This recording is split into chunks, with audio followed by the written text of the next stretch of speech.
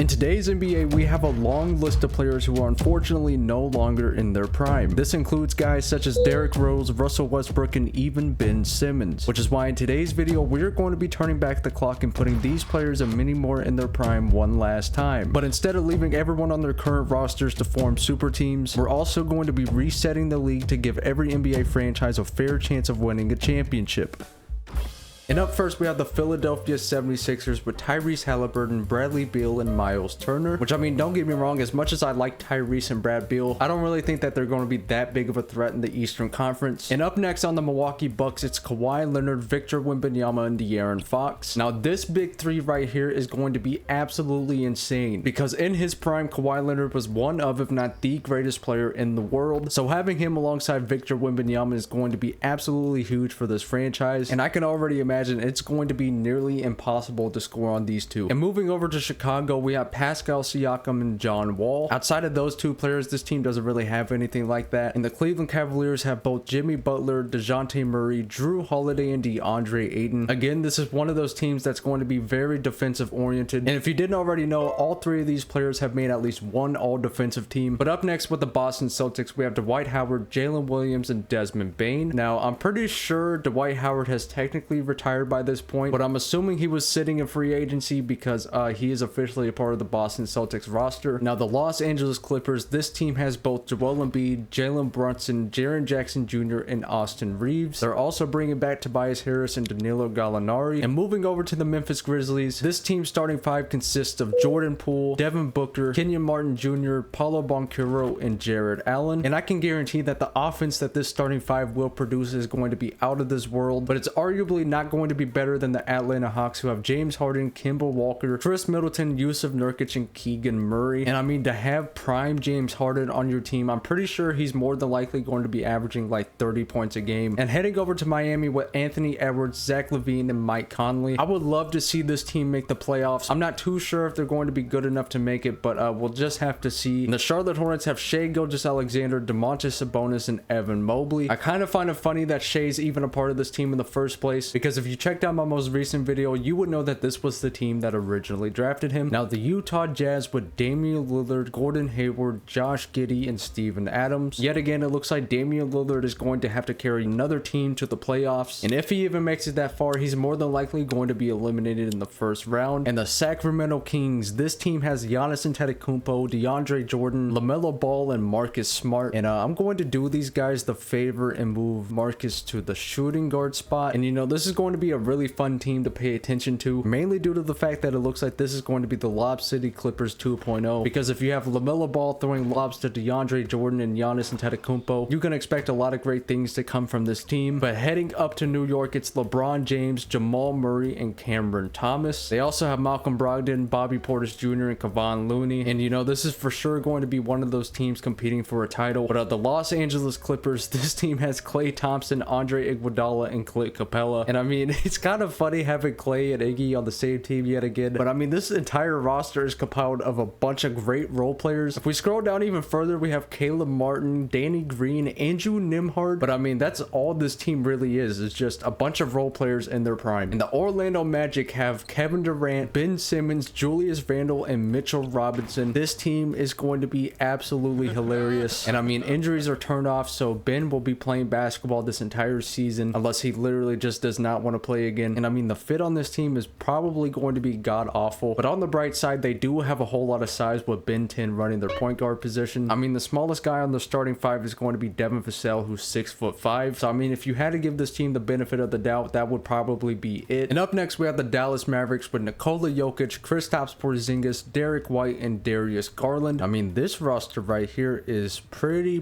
stacked. Also fitting into their starting five is Jaden McDaniels, who plays extravagant levels of defense. Brooklyn Nets have Stephen Curry, Brandon Ingram, Brook Lopez, and Malik Monk. If I'm going to be honest, I kind of like this team and I'm going to be rooting for them. They're more than likely going to end up being my dark horse pick to win the championship if they even make the playoffs. And the Denver Nuggets have Kyrie Irving, Karl Anthony Towns. It doesn't really look like these guys are going to be that good, but maybe they'll end up proving me wrong. And heading all the way over to Indiana, we have Luka Doncic, Tyrese Maxey, Nikola Vucevic, and Wendell Carter Jr. Since it looks like this team's last lacking in the small forward department, I'm going to move Luka to that position. Would also just be a better fit all around for the starting five. Now the New Orleans Pelicans, this team has Derrick Rose, Lauri Markkanen, and Al Horford. It's going to be pretty nice to see prime Derrick Rose back in the playoffs if this team can even make it, because as we all know, his prime didn't even really last too long, and you know, that's kind of unfortunate. Heading over to Motor City, we have the Detroit Pistons. This team has Jason Tatum, Mikal Bridges, Cade Cunningham, and Jeremy Grant. And it looks like this roster may or may not end up being really nice. And heading up north, we have the Raptors with DeMar DeRozan, but this team also has Jaylen Brown, Alperen Sengun, and CJ McCollum. But speaking of a decent team, we have Russell Westbrook and Bam Adebayo paired up alongside one another, a part of the Houston Rockets. And these guys also brought back Jalen and Jeff Green as well. And the San Antonio Spurs have Donovan Mitchell, Blake Griffin, Chet Holmgren, Ricky Rubio, and Andrew Wiggins. And in the state of Texas, I would expect a whole lot of dunks to be thrown down, because as we all know, Donovan Mitchell, he can dunk on just about anybody, even though he's only 6'1". Now pairing that up alongside a prime Blake Griffin, you're going to see insane levels of athleticism every single night. And if I was a Spurs fan, I would not miss a single game. But the Phoenix Suns have John Morant, Draymond Green, Tyler Hero, and Kyle Kuzma. Having a look at the Oklahoma City Thunder, we have Chris Paul, Andre Drummond, and Scotty Barnes. The Minnesota Timberwolves have Zion Williamson, Trae Young, Nicholas Claxton. I can't really see these last two teams being any good. You could definitely say the same thing with the Portland Trail Blazers, as they're being led by Kevin Love, Victor Oladipo, and Kyle Lowry. And I mean, no offense to those three, they're all great players. It's just, you know, it's not like this team has LeBron James or something like that. And the Golden State Warriors have Paul George, Rudy Gobert, Aaron Gordon, and D'Angelo Russell. Yet again, this is another one of those teams who's going to be throwing down a whole lot of dunks, mainly due to the fact that they have Rudy Gobert, who can only dunk, so that's like his only scoring option. Finally, with the Washington Wizards, we have Anthony Davis, Serge Ibaka, Franz Wagner, and OG Anunoby. And that's going to do it for every single team in the NBA. At this point, all we could do is simulate to the All-Star break and see how all the rosters are performing so far.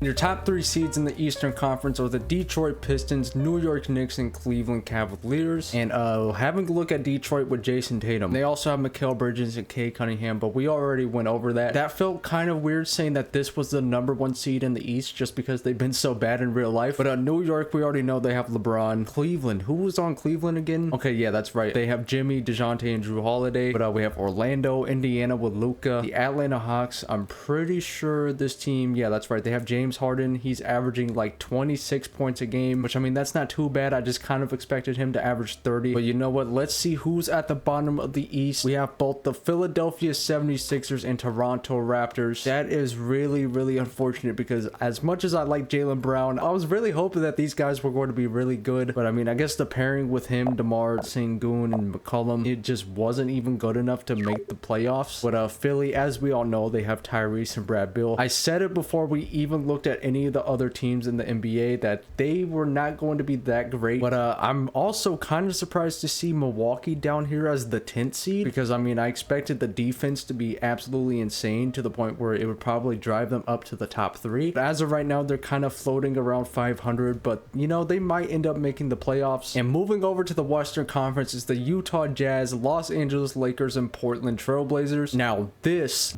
right here is surprising, because Utah is 47-9, and they're being led by Damian Lillard, and I did not expect them to be good at all. But Dame is averaging nearly 37 points a game. This guy is playing absolutely out of his mind right now, and after seeing that, I totally understand why they're #1 in the West. Now the Los Angeles Lakers, aka the team that's full of nothing but role players in their prime, I guess they're all playing really, really good team basketball, because they are the 2nd seed. Now the Portland Trail Blazers, I kind of forgot who this team had. Oh yeah, that's right, they have Kyle Lowry, Victor Oladipo, and Kevin Love. That's kind of crazy, because all the teams that I expected to be like really, really good aren't exactly in the top 3, and then the ones that I thought were going to be really bad or dominating in the Western Conference. But I mean, it looks like it's going to be a very tight playoff race as of right now. And as always, we have to check and see who's at the bottom. We have both the New Orleans Pelicans with Derrick Rose and the OKC Thunder. And I mean, actually, these two teams aren't really too surprising to me. And at the end of the regular season, we have Damian Lillard winning MVP. That feels so good to say because I feel like it's always either Luka Doncic or Shai Gilgeous-Alexander. And rookie of the year is Pascal Siakam. I don't know why it says he's a rookie. That should not be the case. I went ahead and handed it over to Victor because he averaged like 20 and 10. But Markelle Fultz is sixth man of the year. Dwight Howard won DPOY. Jalen Johnson's most improved. And clutch player of the year also goes to Dame. Having a look at all NBA first team, these guys, I mean, it pretty much makes sense on why they're all here. Trae Young averaged 34 points and nearly 12 assists during the regular season. So that would explain why he was top 5 in the MVP race. All NBA second team, we have Kevin Love, Nikola Jokic. And you know what? You can go ahead and have a look at the rest of the rosters if you'd like to. Now that the playoffs are here, I'm going to go ahead and simulate the play-in tournament just so we can see who makes it in and who gets eliminated. Looks like the Denver Nuggets, Boston Celtics, San Antonio Spurs, and Washington Wizards are no longer going to be in playoff contention. And for our very first match of the postseason, it's the Orlando Magic and Charlotte Hornets. Now, if I had to give it to either of these teams, to be honest, I'm going to go with the Orlando just because of their size. Like I mentioned earlier, that starting five is going to be absolutely huge, and I can only imagine that's going to be very difficult to score on them. And in game number one, it's actually the Charlotte Hornets. Shai Gilgeous-Alexander had 42 points, 5 rebounds, and 9 assists. And on the other side of things, Kevin Durant didn't really have a great game. He only had 19, 8, and 6, but he also only shot 4 for 12 from the field. But up next, now we have the Cleveland Cavaliers going up against the New York Knicks. And I mean, this is going to be a very, very interesting matchup. We have Drew Holiday going up against Jamal Murray, Cameron Thomas going up against DeJounte, and last but not least, we have the star-studded matchup of Jimmy Butler going up against LeBron James. And according to the standings, Cleveland is the favorite, but I'm definitely going to have to go with New York on this one. And in game number one, LeBron James had 29 points, 12 rebounds, and 18 assists. I mean, all things considered, Cleveland did have a really good game, but it just was not enough to stop LeBron James. Heading all the way over to the Western Conference, we have the Memphis Grizzlies going up against the Minnesota Timberwolves. In game number one, Minnesota does end up pulling away with the win. And winning game number one in the rest of the series, it was Dallas beating Sacramento. The Lakers were too much for Portland. Indiana wins against Miami, and Detroit beats down Atlanta. And as the 1 seed, Utah ends up winning by 20 points. But you know what? I'm going to go ahead and simulate a little bit further and see if any of these series reach a game 7. It looks like Atlanta has been eliminated, quickly followed by Portland, which of course means both the Detroit Pistons and Los Angeles Lakers are going to progress in only 4 games. But you know what? Let me go ahead and simulate even further. There goes Sacramento. The Houston Rockets also just got eliminated. And in game 6, Charlotte's sitting up 3 games to 2. They need to get it done here at home if they want to avoid a game 7. But Kevin Durant's Orlando Magic is going to pull away with the win. Kevin Durant had 36 points, 8 rebounds, and 9 assists. And he was also getting it done on the defensive side of things with 4 steals and 3 blocks. The Knicks are in the exact same situation as what Charlotte was, and it looks like Cleveland is going to pull away with the win, but the Minnesota Timberwolves are going to move on. Luka Doncic and the Indiana Pacers more than likely are going to get it done here. And yeah, there goes the Miami Heat. On 30% shooting, Luka Doncic had a 28-point triple-double. Tyrese Maxey also had 25 points, 4 rebounds, and 7 assists. And now at this point, we only have 2 game 7s, kicking things off with the Orlando Magic. I think it'd be really unfortunate if Kevin Durant couldn't make it to the second round yet again. But you know what? Hey, since he's in his prime, it looks like he is going to get it done. And excuse me for disrespecting Ben Simmons, because in this game, he had 35 points, 8 rebounds, and 6 assists. But he also had Julius Randle and KD backing him up on the offensive side of things. Shai Gilgeous-Alexander had 27 in an elimination game, but it just wasn't enough. And now the Cavaliers do have a chance to take down LeBron James. It's not too often where arguably the greatest player of all time gets eliminated in the first round, but we may or may not just see it here, as this is a close one. Never mind what I just said, Cleveland ends up blowing this team out. In our first matchup of the second round, it's the Los Angeles Lakers and Minnesota Timberwolves. And it looks like Minnesota just can't handle Klay Thompson's 3-point shooting, because in game number 1, he ended with 39 points, 5 rebounds, and 1 assist. That man was not passing the rock to save his life. And Trae Young nearly had 50 points with 49, 2, and 10. And I mean, the role players on this team really needed to step up. They only had 3 people on this roster in double digits. Meanwhile, the Lakers, I mean, it was like the entire starting 5 got to pass 10 points. And over in the Eastern Conference, we have the star-studded matchup of Luka Doncic versus Kevin Durant. And yet again, I mean, I feel like I gotta go with Orlando on this one just because of their strength and size. But normally in these 2K simulations, you do not want to bet against Luka Doncic. And so far in game number 1, it's looking like I made the wrong pick, as the Pacers are going to take the series lead lead. But now we have the Utah Jazz going up against Nikola Jokic's Dallas Mavericks. And as far as starting fives are concerned, Dallas looks absolutely loaded. But as the MVP of the league, Damian Lillard might be able to carry this team to the Western Conference Finals. And in game number 1, that's exactly what's going to happen. But for our fourth and final matchup, it's the Detroit Pistons versus the Cleveland Cavaliers. Detroit's been dominating the Eastern Conference so far, so I wonder if that's going to continue. And looking at the box score, it looks like nobody had too great of a game. Cade Cunningham only had 9.7 rebounds and 5 assists. But I mean, since you got the victory, I don't really think you could be complaining too much. And as of this point, it looks like every single series is sitting 2-1. But can anybody pull away within the next 2 games? It looks like the Dallas Mavericks have been eliminated. And quickly followed after that in game 6, we had Minnesota. And while the Western Conference Finals matchup is set between the Utah Jazz and Los Angeles Lakers, both series in the East are heading into a game 7. After simulating, the Magic are going to dominate Indiana. Ben Simmons really came up in the clutch yet again in an elimination game. He had 36 points, 4 rebounds, and 7 assists. And I mean, this Orlando team has been absolutely unstoppable in these elimination games. And now Cleveland has the chance to take down the 1 seed. All they have to do is keep it close and pull away in the end. And it looks like that may or may not happen just yet. After jumping in, DeAndre Ayton is at the free throw line. There's half a second left and Cleveland's up by only 1 point. And it looks like the first one is no good. After making the second one, Detroit does call a timeout. Now, it would be absolutely insane if they can make a shot right here. The real question is, did they get it off in time? But you know what? Hey, it was no good anyway. And just like that, the Cleveland Cavaliers are going to move on in 7 games. And now it looks like they're going to be playing the 3rd seeded Orlando Magic. I've been pretty confident about this Orlando team this entire time so far, but Cleveland might just be a matchup nightmare for them. But over here in the West, it's the Utah Jazz and Lakers. And I mean, if Damian Lillard can make it to the NBA Finals right here, this would be by far one of the greatest individual seasons we've ever seen in the NBA, especially if he can end up pulling away with the championship. But I mean, the role-playing Los Angeles Lakers have been absolutely outstanding so far. So I mean, this is going to be a very, very interesting matchup. And in game number 1, Damian Lillard does get it done. In this game, he had 39 points, 3 rebounds, and 6 assists. Meanwhile, the Lakers leading scorer only had 25 points. But you know what? I'm going to go ahead and simulate even further. In the Eastern Conference, the Cavaliers are setting up 3-0. Meanwhile, Utah is only up 2-1. And it doesn't look like Orlando is even going to have the chance to come back from a 3-0 deficit because Cleveland just blew them out yet again. Jimmy Butler had 29 points, 6 rebounds, and 9 assists. The Utah Jazz are looking to take a 3-1 series lead, and it looks like that's exactly what's going to happen. In game number 4, Damian Lillard dropped 50 points, 4 rebounds, and 3 assists. And can the Utah Jazz move on to the NBA Finals in only 5 games? It looks like they heard my voice because the Los Angeles Lakers have been eliminated. And to nobody's surprise, Damian Lillard is your Western Conference Finals MVP. And of course, Jimmy Butler is as well. But yeah, we have our NBA Finals matchup set. And to be honest, I did not see this one coming because it's literally the Utah Jazz and Cavaliers. I feel like there are so many better teams out there, but I'm not too mad at this just because it's so random and it makes like absolutely no sense. And taking game number 1, we have the Utah Jazz. Game number 2, Cleveland is going to get it done. And this one right here is a tiebreaker. Who's going to go up 2-1? My bet was going to be on the Cleveland Cavaliers right here, but Damian Lillard dropped 60 points, 7 rebounds, and 3 assists to get the win. If they haven't done it already, they should definitely drug test this man because how did he just drop 60 in the NBA Finals? And with 17 seconds remaining, Cleveland is only up by 1 point. And as you can see, Gordon Hayward does shoot the first free throw and it is good. That free throw gives him 41 points in the game. And if he wants to take the lead, he's going to have to knock this one down as well. And it looks like the shot is good. As of right now, things are not looking too good for the Cavs right here, but they do have 17 seconds to get off a shot, so that's plenty of time. I would recommend killing off some clock before you do anything, and it looks like that's exactly what Jimmy Butler's doing right here. And here comes a screen from DeAndre Ayton. He does drive to the basket. He passes it over to Ayton, who puts up the layup, and it is good. Jazz don't have a timeout, but Damian Lillard throws up a full court shot and misses it anyway. And despite dropping 42 points, 9 rebounds, and 2 assists, Gordon Hayward's performance wasn't enough to get the win to go up 3-1. And in game number 5, Cleveland is absolutely dominating so far. Now the Cavs are only 1 game away from being NBA champions. They also have home court advantage, but this one is close. And as of right now, the game is tied. The Cavs have the chance to win the championship right here with a game-winning buzzer beater. But there's DeJounte Murray. He goes over the screen. He passes it over to Jimmy Butler, who takes a fadeaway shot, and it is good. We might have just witnessed the most clutch clutch shot in NBA history. And here it goes to Damian Lillard. Did he even get the shot off in time? But you know what? Hey, the shot wasn't good anyway. And just like that, the Cleveland Cavaliers are your brand new NBA champions. And after winning the game-winning shot, Jimmy Butler is your finals MVP. And if you want to see more videos like this, be sure to check out my most recent upload where we sent every player in the league back to the team that originally drafted them. But anyway, thank you guys so much for watching this video. I'll see you all in the next one.